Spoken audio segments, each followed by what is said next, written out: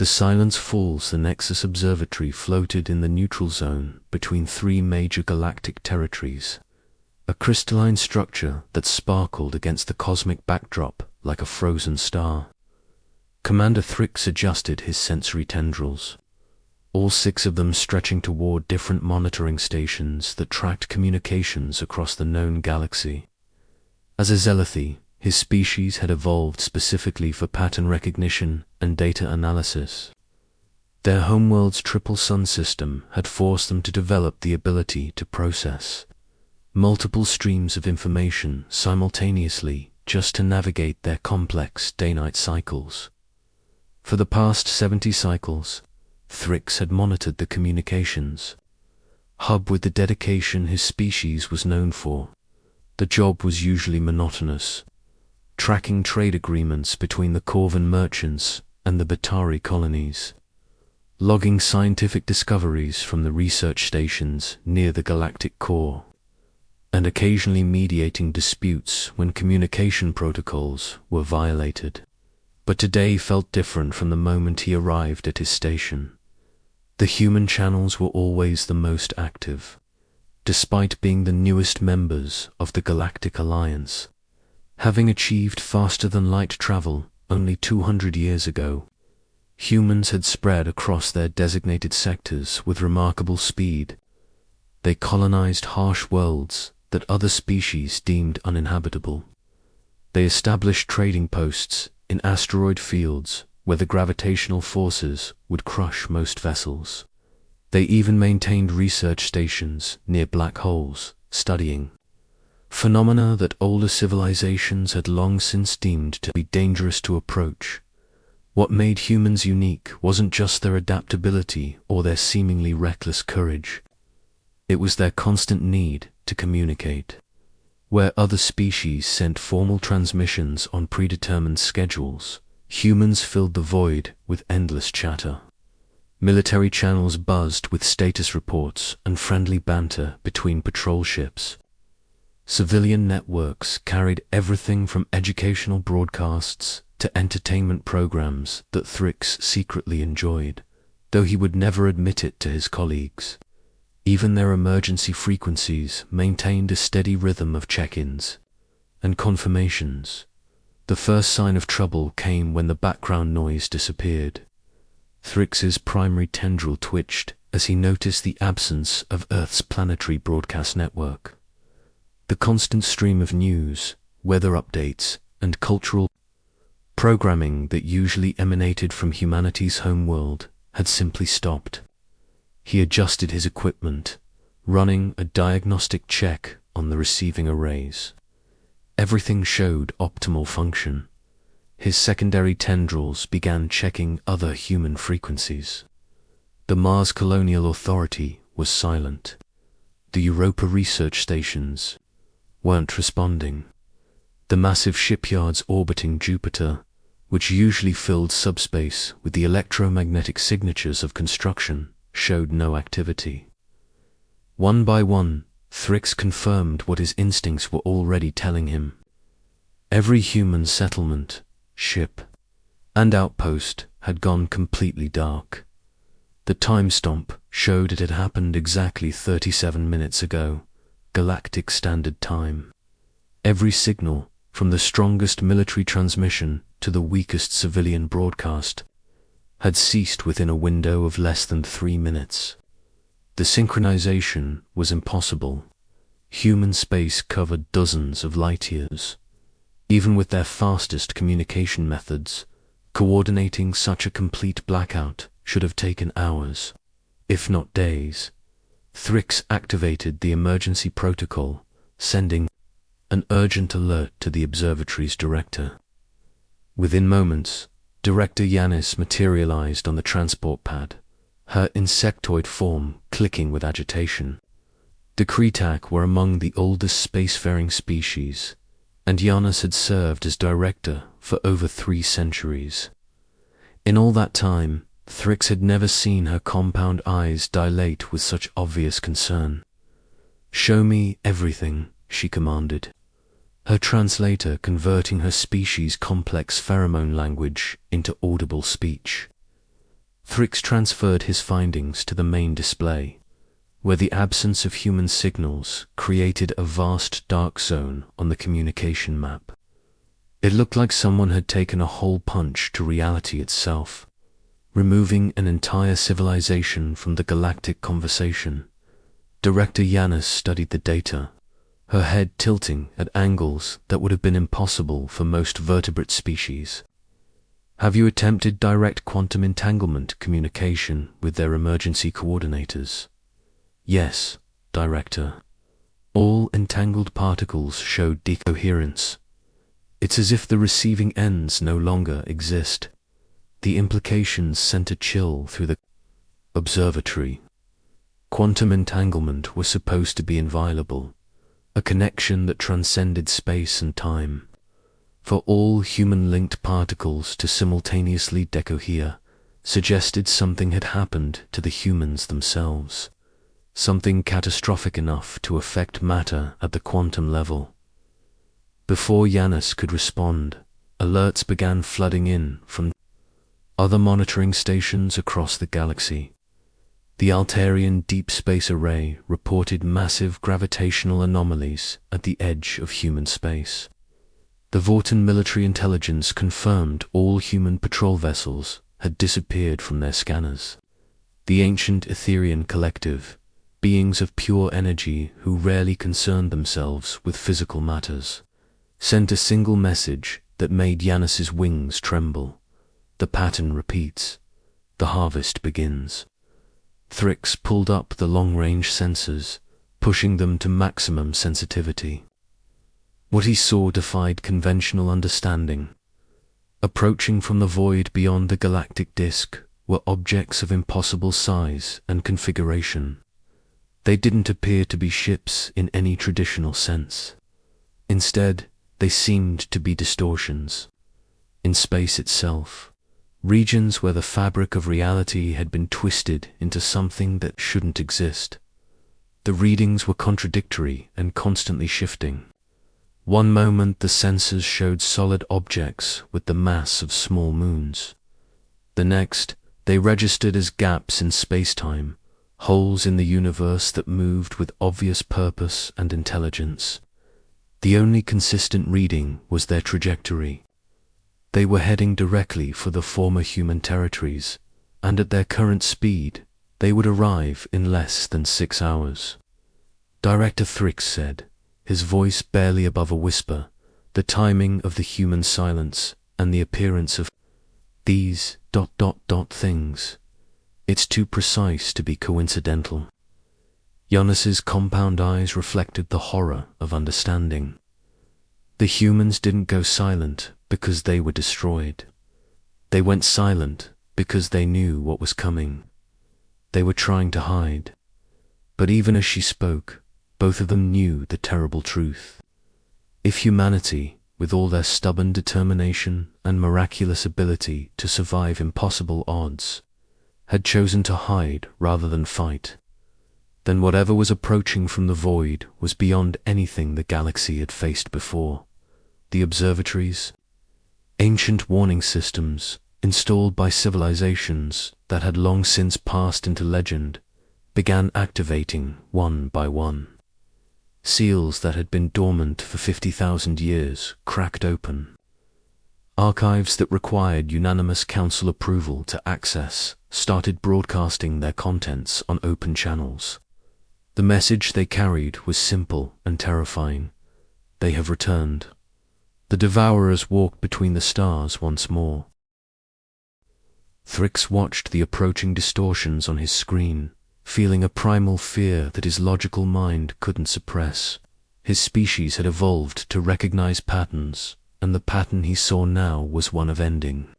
Not just death, but complete cessation of existence. Whatever these entities were, they didn't just destroy civilizations. They unmade them, erasing not just the present, but somehow reaching back to affect the past, creating paradoxes that reality itself struggled to contain. In the communication center's vast halls, dozens of other operators from various species had gathered, all confirming the same terrible news. Humanity was gone, vanished as completely as if they had never existed. And in their place, something ancient and hungry was approaching. Something that the galaxy's oldest records spoke of only in whispers and warnings. Asterisk shadows from the void, the grand assembly of the galactic. Alliance had been called into emergency. Session 4, only the third time in its 5,000-year history. Representatives from every major civilization materialized in the vast spherical chamber that floated in neutral space, equidistant from all territorial boundaries. The chamber itself was a marvel of cooperative engineering, its architecture shifting constantly to accommodate the environmental needs of hundreds of different species simultaneously. Ambassador Keela of the Synthesis Coalition stood at her designated platform, her bioluminescent skin pulsing with controlled anxiety. As one of humanity's closest allies, her people had benefited greatly from human innovation and trade. Now she found herself in the impossible position of explaining humanity's disappearance to a gathering of increasingly panicked civilizations. The Celestial Moderator, an artificial intelligence created by the combined effort of 12 ancient species, brought the session to order with a harmonic tone that resonated across all auditory spectrums. Its holographic form, designed to be known to all known species, flickered into existence at the chamber's center. Distinguished representatives, the moderator began, its voice carrying the weight of absolute neutrality. We convene under circumstances unprecedented in our recorded history. The human species, comprising approximately 3 billion individuals across 47 star systems, has ceased all communication as of 7 hours ago, Galactic Standard Time. A wave of sound swept through the chamber as hundreds of species expressed their concern in their own unique ways. The crystalline shard collective chimed in harmonious distress. The gaseous nebula drifters fluctuated in rapid color changes. The mechanical construct federation transmitted bursts of binary code that translated to mathematical expressions of alarm. Admiral Voss of the Drachnary Empire, whose reptilian species had initially opposed humanity's rapid expansion, stood to address the assembly. His scarred hide and cybernetic implants told the story of countless battles, but even he seemed diminished by the current crisis. My war fleet was conducting joint exercises with human forces near the Terminus Nebula, he reported, his gravelly voice carrying across the chamber. At exactly the moment their communications ceased, their ships vanished from our sensors. Not destroyed, not cloaked, simply gone. My scientists tell me the space they occupied shows quantum scarring consistent with dimensional displacement. Before anyone could respond to this revelation, the ancient archivist prime of the Eternal Library materialized at its platform. The being was so old that its original species had long since evolved beyond physical form, leaving only this representative to interact with younger civilizations.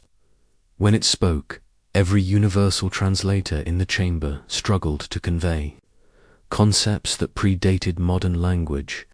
The void walks again, it intoned, its words seeming to echo from multiple temporal points simultaneously.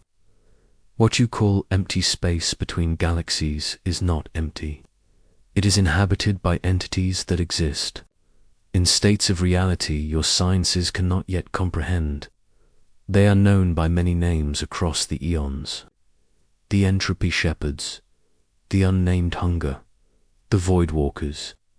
The chamber fell silent. Even species without a concept of fear seemed to instinctively understand the gravity of these words. Keela accessed her neural implant, pulling up the scattered references to these entities from her people's historical databases. What she found made her bioluminescent patches flicker erratically. According to our records, she said, her voice carrying the careful precision of someone delivering terrible news. The last recorded appearance of such entities was 50,000 years ago. The civilization that faced them, the Zanari hegemony, controlled nearly a third of the galaxy. They had technology we still don't fully understand. Within one galactic rotation, they were gone. Not conquered or destroyed, but erased so thoroughly that we only know of them through gravitational echoes and quantum fossils. The Construct Federation's speaker, a massive geometric form of living metal, projected holographic data into the chamber's center. Our deep space monitoring stations confirm massive gravitational anomalies approaching from coordinates beyond the galactic plane. These anomalies exhibit properties inconsistent with known physics. They appear to exist in multiple dimensional states simultaneously. How long until they reach inhabited space? Asked the representative from the Garden Worlds, a collective of peaceful agricultural planets that had never known war. At their current rate of approach, they will reach the former human territories in 4 hours, the construct replied. From there, assuming standard expansion patterns from historical data, they will envelop the entire galaxy within 30 rotations. The number hung in the air like a death sentence. 30 rotations. In cosmic terms, it was less than a heartbeat. For the collected civilizations of the galaxy, it was barely enough time to evacuate a single planet, let alone mount any kind of defense. Ambassador Keeler noticed something in the data that others had missed. The pattern of humanity's disappearance wasn't random. The outermost colonies had gone silent first, followed by a wave that moved inward toward Earth. But the timing was too precise, too coordinated. It wasn't the pattern of an attack. It was the pattern of a strategic withdrawal. "Wait," she said, her voice cutting through the growing panic. "Look at the sequence of human systems going dark. It's not chaotic. It's methodical. The humans didn't just disappear. They executed a plan." She manipulated the holographic display, highlighting the pattern she had noticed. "See how each system went silent in a specific order, always from the outer edges inward, always with exactly 2.7 minutes between each system. That's not destruction, that's coordination." The humans knew this was coming. The Archivist Prime's ancient form pulsed, with something that might have been surprise. "You suggest they had forewarning?" "More than that," Keeler continued, her confidence growing as the pieces fell into place. "I suggest they've been preparing. Think about human behavior over the past 50 years. They've been obsessed with deep space monitoring. They've built observation posts in the void between galaxies, places no sane species would venture. They've developed communication methods that we still don't fully understand. Quantum entanglement networks that span impossible distances." Admiral Voss's reptilian eyes narrowed in thought. "They've also been unusually interested in ancient historical records. My intelligence services reported human researchers accessing restricted archives on 17 different worlds, always searching for references to extinction events and vanished civilizations. The implications were staggering. If humanity had known about the Voidwalkers and had been preparing for their return, why hadn't they warned the rest of the galaxy? Unless, Keeler thought with a chill, the warning itself would have triggered something worse. The celestial moderator processed this information at speeds beyond biological comprehension. If the humans executed a strategic withdrawal, the question becomes, to where? Our sensors cannot detect them in any known dimension or parallel space. They have effectively removed themselves from our reality, or they've hidden themselves so completely that even the Voidwalkers cannot find them. suggested the representative from the psychic communion, a collective consciousness that spanned 12 star systems. Our attempts to reach human minds through the psychic plane have found nothing, not death, but absence, as if they've severed their connection to the universal consciousness itself. The debate continued for hours, but no answers emerged. The only certainty was that humanity was gone and something terrible was approaching. Defense fleets were mobilized. Evacuation protocols were initiated. Ancient weapons that hadn't been used since the last Great War were brought online. But everyone in the chamber knew the truth that no one wanted to speak aloud. If humanity, with all their stubborn refusal to accept defeat, had chosen to run and hide rather than fight, then the approaching doom was beyond anything the galaxy could hope to stand against. The shadows from the void were coming, and with them, perhaps, the end of everything.